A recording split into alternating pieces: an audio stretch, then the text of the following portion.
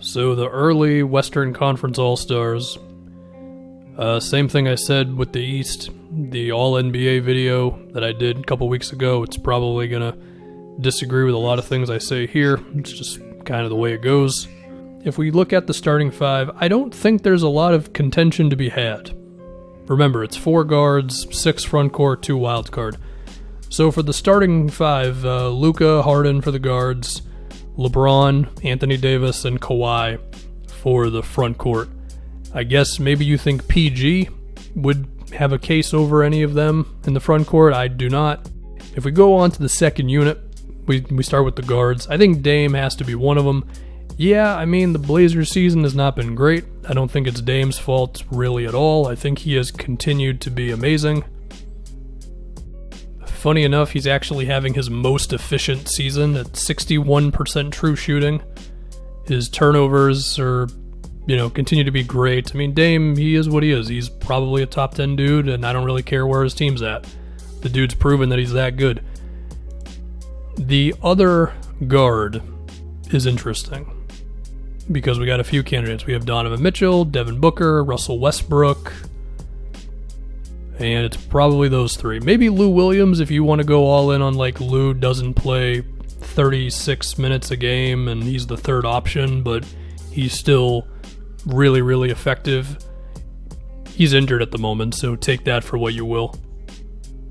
I wonder if Shea or Chris Paul have quiet cases, because OKC's been pretty alright, and those two have been doing some things. I don't know.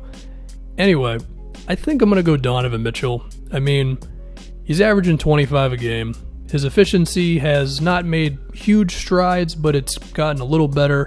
He's had to deal with the fact that Mike Conley has not been good. The Jazz have been pretty good lately, and I think he's been good enough. His true shooting has gotten better. His turnovers are down. His assists are a little up. Mainly the percentages. The box score numbers are basically the same. But, yeah, I feel good about that one. If we go to the backup front court, which is always a highly contested thing between, Gobert and Cat and whoever else. So I'm going to go Paul George. I do have Rudy for one of these backup front court spots. And then I'm going to go Karl Anthony Towns.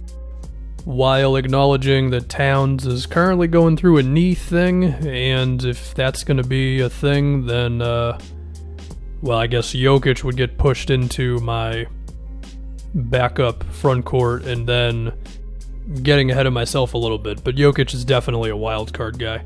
So then that would open up one more wild card spot. Look, I'm going to punish Jokic for not being great for the first whatever games of the season. It would still require a stacked group in order to push him out of that. And I mean, it's Paul George, Rudy Gobert, and Karl Anthony Towns. I feel pretty good about that, Now, the case for Jokic is Denver is still the 2 seed, and he's still the best player. That's all true. I mean, there's a chance if I did this tomorrow that I would have Jokic over Gobert or Towns. But, I don't know. It's kind of how I'm feeling at the moment. In the case of PG, I mean, his efficiency is a little down, but his true shooting is still 57%, and PG's fine. It's Paul George. He's in there. One thing with Towns is, yeah, the Wolves are bad, but he's also missed 7 games in a row, of which they lost 5 of them. And looking at the on-off stuff, with Towns, the Wolves are basically a neutral team. Slightly negative, but still a lot better than without him. I mean, without him, they're terrible, and with him, they're a serviceable NBA team that can win some nights and lose some nights. And I think that's a pretty big gap, and I just feel good about having Towns over Jokic there. And in the case of Gobert, I mean, it's Rudy Gobert.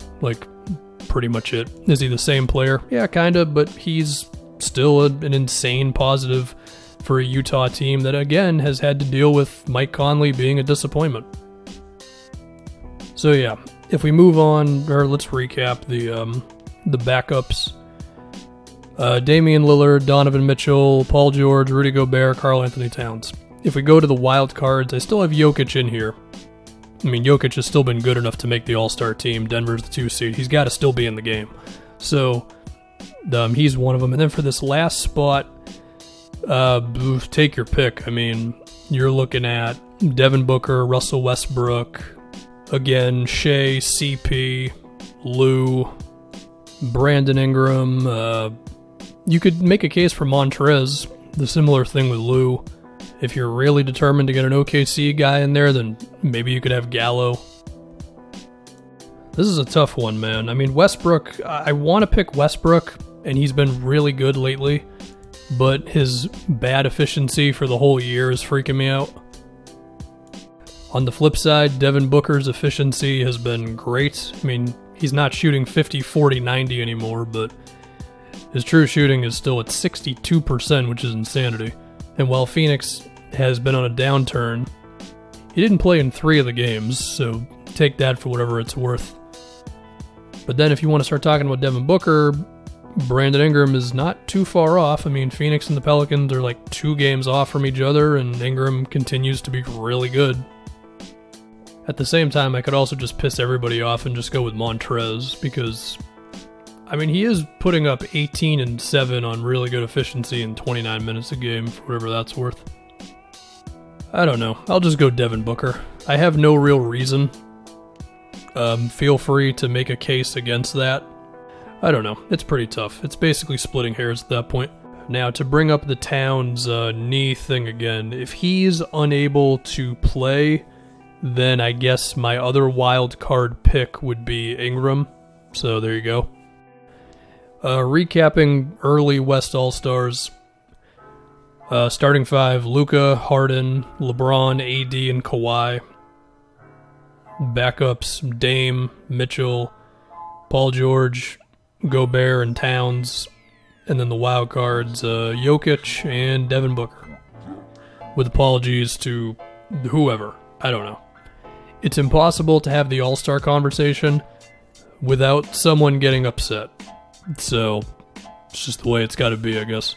So that'll do it for me.